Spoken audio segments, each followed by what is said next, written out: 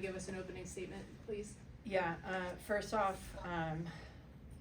Florida State, you guys are an amazing team, an amazing program, and it took every ounce of us to like be able to be here. So kudos to you and your team. Wow. And then now to our team, I'm so proud of the fight that they had. It is really, really difficult to play here. I think that Florida State has one of the best cheers and like just their fan base and everything else. It's so tough, and so I'm just so proud of the resilience of our team to stay together and to fight. And they sped the game up on us a little bit, and then they got it back together, geared in, and incredibly proud of Issa for throwing that full 7 innings. I don't think we have our staff that we had in game 2 if she doesn't do that for us. And then the 2 people here to my sides, wow, like Tori, she's been waiting for a moment. She's been working so hard, and so proud. And the best is yet to still come for these guys. Questions? All right, we'll start off with Eric. Izzy, tell me about that at bat there with the 2-run homer. Yeah, I mean, I think it was tied at that point, but just trying to have a good at bat for my team. A new pitcher came in, so I just try to attack that girl early, get her out. But I mean, there was a runner on first, so just try and score runs when we can. We didn't have very many runners on, but when we did, I knew we needed to get them in. So just trying to have a team at bat. Corey? Coach, on the play where the runner left early, is that something she had done in previous pitches? And I don't know how the strategy works with that. It's like, let's hold it in case we need to use a review on that. Had you noticed she had been leaving earlier, or did y'all, who noticed it in the dugout, I guess? Yeah, Taylor Kittleman, one of our players, she saw it, and then, and we have assignments in the dugout, like everyone is a starter in the game in some way, and she saw it, and we went with it. She was 100% convicted in what she saw. And so we went with that before we went with anything else that we were going to talk about in that play. And what an incredible moment for her. Yeah. I'm gonna go up front to Hunter. Coach, your pitching staff, along with Tori, limited Issa Torres to 1 for 7 on the day. Can you just kind of speak about Tori and then also your pitching staff as a whole? Yeah. Oh, I'm going to breathe because that hitter is one of the best hitters we have faced all year. But I mean, we just had a really good plan. Like someone else was going to have to beat us, and obviously that happened in game 1. And we just had a really good plan against her and some of the other players, and we told ourselves the entire team is going to have to beat us. And then Tori just sticking to her plan and staying diligent, throwing strikes when she needed to, and throwing balls when we needed to mix it up a little bit. Yeah. Back to Corey. Coach, I don't know if you're sitting on this podium talking right now. If Birkenstock doesn't make that play in the 7th inning. I just looked it up. I think she has 5 at bats all year, but for her to make an impact like that, I know she plays a lot. Yeah. In a moment like that, what is that like to see that kind of play on that stage? Well, I almost messed that up, right? I think I put her in pretty late there, but I mean, that is what her assignment's been all year. She had such a clutch performance in game 1 to tie the game up, coming in and running, and we knew that at the end of the game we wanted to put the best defense out there, and like you said, that against another really good hitter in their lineup, huge for us. And if you've got a defense like that, your pitchers can play with a lot of freedom. Go to some on the Zoom. Yeah, Coach, what is it about this team that allowed it to finally break through, win in Tallahassee, beat FSU on their own field? Gosh, well, it almost feels like this is our home regional site because we've been here so much. But I think just like all the unknowns from before, like when I first had the regionals here in 21, I didn't know what to expect. I didn't know what K-time was. I didn't, all of that stuff. And so just being able to prepare our team for that, and then prepare our team all year, really. I don't think that it was, something where we're coming out to beat FSU. We're coming out to perform and play our best against our best selves. And it hasn't just been this one moment, but we kept it to one moment, one pitch at a time. But we've been training for this all year. We've done things differently than we've ever done before this year.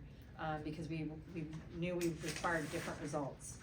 And again, it was just the belief in these women and how they just stayed strong to that and stayed resilient and stayed together is, I mean, what speaks to the why.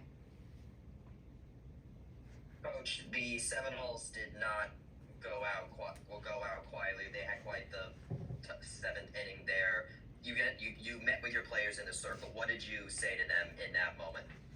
Yeah, I mean, I think I didn't have to say much. I just wanted to go, slow it down. But Aubrey said, "Feed me again," and I think that said enough. I know Tori was like, "All right, I'm going to attack the zone again," and so it was really just to like get everybody settled in, slow it down, and know like let's get back to work. Ladies, congratulations. What is it about Coach Bear during game moments that allows you to calm down and stay focused in the moment? I mean, I think she just knows when we're kind of speeding the game up on ourselves. She just knows the exact time and she can see it, and so she just call a timeout. And I think we all just take that time to give ourselves a deep breath and like remind ourselves why we're here and just to play our game.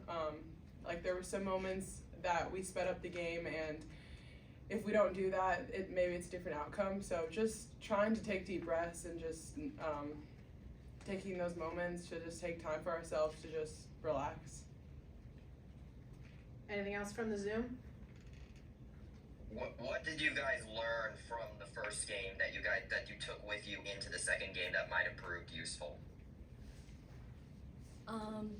They're a tough team to beat.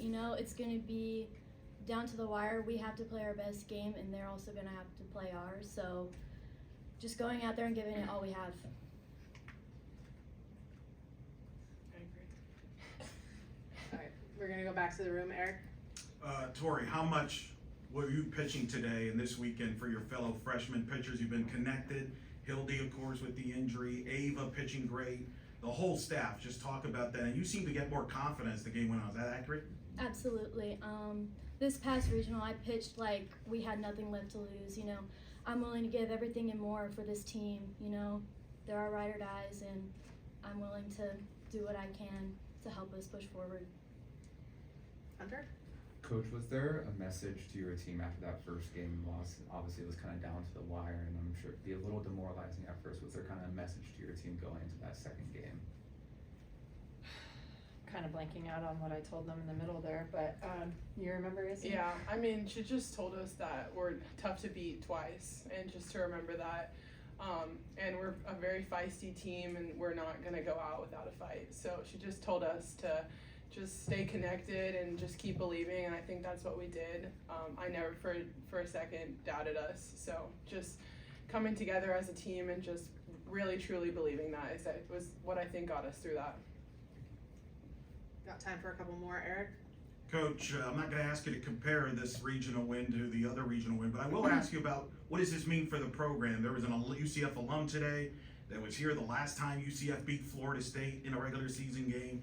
Another UCF alum that was here the last time they won in this field against FSU. This is pretty significant for the program.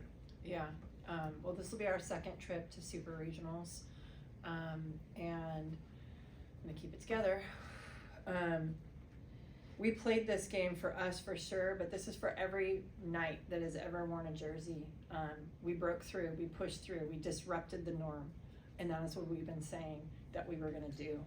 So we knew we had everyone behind us. I had a stream of text messages from alumni that have played for me or Coach Renee, and I mean, just the belief in who we are, it runs true. We're young, but we're feisty, and we call ourselves disruptors for a reason because it's not just gonna be the norm of the usual people. We are building our tradition, and we continue to do, and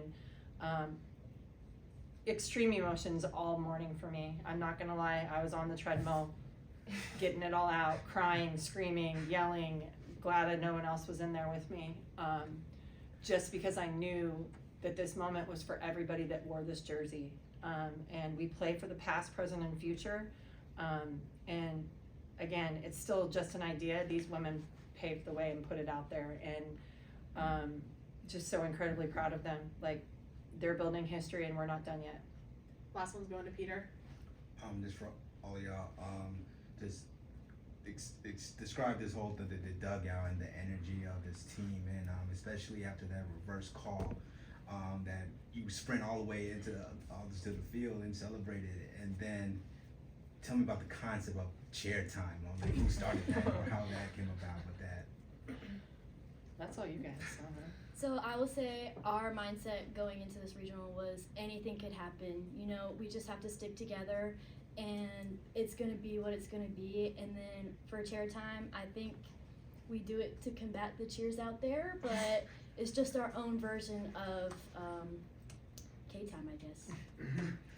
I mean, this team is chippy and they have to play chippy. And so, you know, I think one of the toughest things for me, is not having to get them up. It's having to like, all right, we're gonna still keep it professional, but you have to be chippy. It's feisty in there. If you guys like, if you're a part of it out there with the fans, even sitting when we were scouting, it's even different when you're on the field. It feels like they're on top of you. And again, I'm amazed by how awesome that tradition is. I mean, all of the different things that they have is like, I was watching it just like mesmerized, right? Because UCF's still a young team. We're still building and growing with what that looks like in that tradition. And I'm gonna say Coach has really brought that out of them. I mean, she's an amazing person, amazing coach. And so it's just cool to see how much belief they have. And for us to be able to like watch some of those programs because we're still building ours. All right. Thanks, guys.